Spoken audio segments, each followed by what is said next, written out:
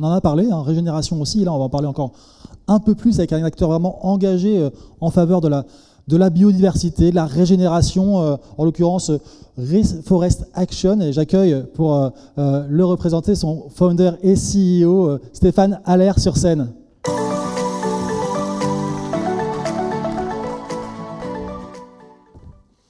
Merci Guilhem, bonjour à toutes et à tous. Donc, je suis Stéphane Haller, je suis le fondateur de Reforest Action. Et Reforest Action, l'enjeu en fait que je voudrais adresser avec vous, c'est au-delà de la neutralité carbone sur lequel 50% du PIB mondial s'est engagé aujourd'hui à être neutre en carbone en 2050 ou plus tard, parfois en 2030. Je voudrais vous parler de l'enjeu de la régénération du vivant. Alors, Reforest Action, c'est une entreprise de reforestation. Notre métier, c'est de préserver, de restaurer et de créer des forêts. On a restauré à peu près 17 000 hectares dans 39 pays, avec 1000 projets soutenus par nos équipes et grâce à des fonds que l'on a collectés auprès de 3000 entreprises et 300 000 citoyens. Et en fait, l'idée, si vous voulez, c'est que aujourd'hui, le monde parle de neutralité carbone, à juste titre. Le monde s'engage à cette neutralité, et c'est une très belle nouvelle. Mais lors de la COP26, et comme au cours des précédentes COP, depuis quasiment 1992, la forêt est au centre d'un certain nombre d'échanges et au centre des débats. Pour une raison très simple, et Christophe d'ailleurs de Nestlé l'a rappelé tout à l'heure, c'est que la forêt, c'est finalement le premier puits de carbone mondial. Il a parlé aussi des sols. Or, 100% des sols dans le monde sont créés par les forêts. Ce sont les forêts qui créent le sol et qui nous apportent toute l'alimentation dont on peut avoir besoin et bien plus encore. Et donc, les forêts sont au centre des échanges.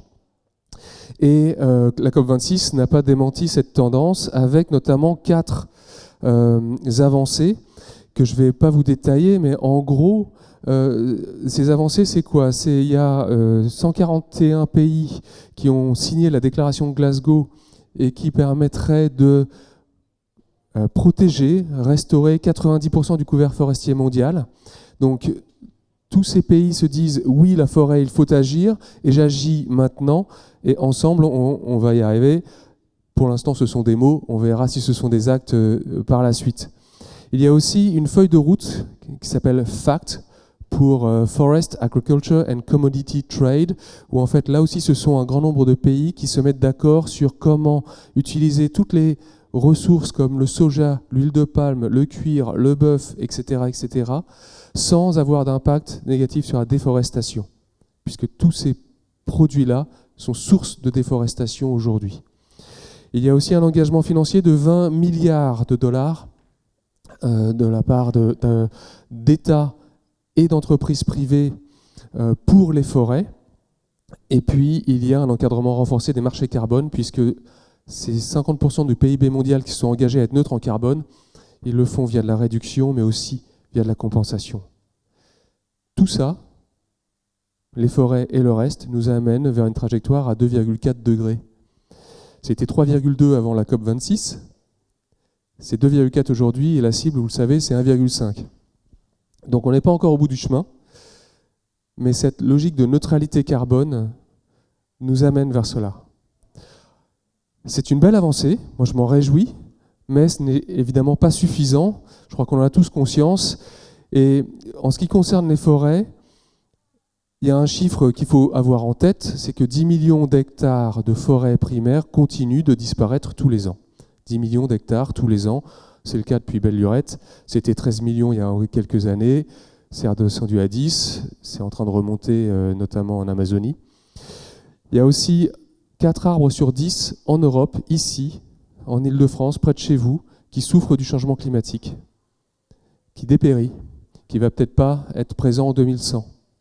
Ça, c'est une autre réalité, beaucoup plus silencieuse, mais qui existe aujourd'hui. 80% de la biodiversité terrestre est en forêt. Agir pour les forêts, ce n'est pas que agir pour le climat, c'est aussi agir pour la biodiversité. Et cette biodiversité s'érode. Et il y a une boucle de rétroaction en forêt liée au changement climatique, parce que plus le climat évolue, se réchauffe, plus les forêts souffrent, dépérissent et relaxent du carbone et augmentent le réchauffement climatique. Donc on voit bien que cette approche que l'on suit aujourd'hui est très loin d'être suffisante et que finalement, ce à quoi il faudrait aboutir, c'est 50% de réduction de nos émissions de CO2 d'ici 2030 et 90% d'ici 2050. Donc ça, c'est la trajectoire que l'on connaît, celle qui nous est donnée par l'USBTI. Qu'il faudrait boiser ou reboiser 1 milliard d'hectares dans le monde d'ici 2050 selon le GIEC. Ça correspond à peu près à la surface des États-Unis dans le monde, mais ce n'est pas aux États-Unis qu'il faut le faire, c'est un peu partout. Et ça représente à peu près 5% des terres émergées. En gros, lors des 30 prochaines années, il faut redessiner 5% de nos territoires mondiaux pour contribuer aux accords de Paris. Et tout ça a un coût, 4 700 milliards de dollars entre aujourd'hui et 2050. On voit qu'on est finalement bien au-delà des 20 milliards des engagements de la COP26, même si 20 milliards c'est déjà beaucoup, c'est très loin d'être suffisant. Alors, mon sujet, c'est quoi finalement? C'est que la forêt est le premier puits de carbone mondial, mais c'est beaucoup plus qu'un puits de carbone. Et moi, il y a un chiffre qui me parle, c'est que cette forêt, elle permet à 25% de la population mondiale de vivre et survivre directement, avec de l'énergie, avec de l'alimentation, avec de l'eau, avec du bois de construction. La forêt, c'est d'abord un lieu de vie. Mais la forêt, c'est aussi notre premier filtre pour l'eau. Chaque centilitre d'eau que l'on boit a été filtré par une forêt un beau jour. Chaque aliment que l'on consomme provient d'une terre qui provient d'une forêt.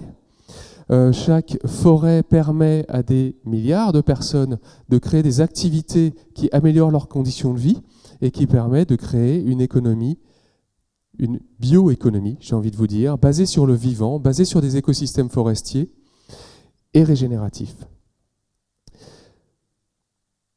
Et mon invitation, c'est finalement de faire ce que Christophe avec Nestlé a commencé à évoquer, ce que Florence avec Meta a commencé à évoquer, c'est de dépasser la simple logique de neutralité carbone. Parce qu'on voit bien qu'elle ne répond que partiellement à la problématique que l'on doit affronter, qui est une problématique beaucoup plus large que le climat et qui fait rentrer en jeu à la fois la biodiversité, mais aussi un modèle de développement économique.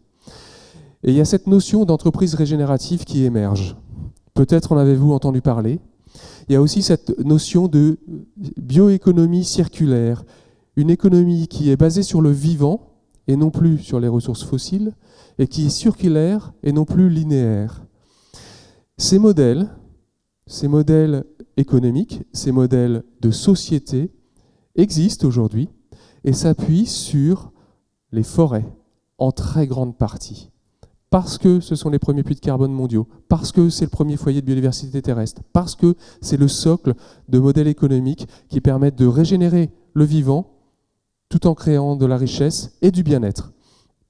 Et du coup, mon invitation, c'est de considérer les forêts comme un acteur du climat, de la biodiversité, des ressources naturelles, créateur de bénéfices socio-économiques et d'un modèle économique qu'on peut appeler bioéconomie circulaire ou modèle économique régénérative.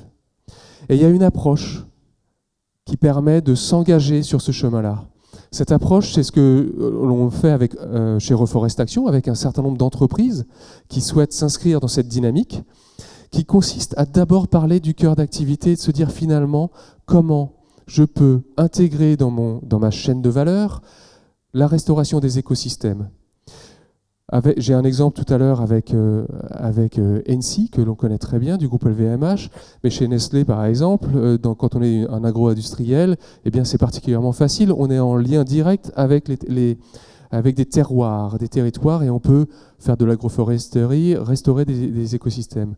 Mais quand on est une entreprise de service, on peut aussi agir à travers, notamment, eh bien, l'empreinte carbone que l'on peut avoir. Ça peut rester le point de départ, mais aller vers de la restauration des écosystèmes. C'est agir au plus proche de ses parties prenantes. C'est agir là où on a des clients, des collaborateurs, des fournisseurs, parce que plus on agit proche de chez soi, plus on sensibilise finalement ces parties prenantes à l'enjeu climatique, à l'enjeu environnemental plus global. Et bien sûr, c'est agir là où ça a de l'impact, là où ça a le plus d'impact. Si vous voulez agir sur le climat, sur la biodiversité, sur le développement social, c'est dans les zones intertropicales que l'on peut agir. C'est là que les écosystèmes sont les plus efficients. Et donc pour terminer, une illustration pour montrer que cette économie régénérative, cette bioéconomie, ce n'est pas une vue de l'esprit, c'est déjà là.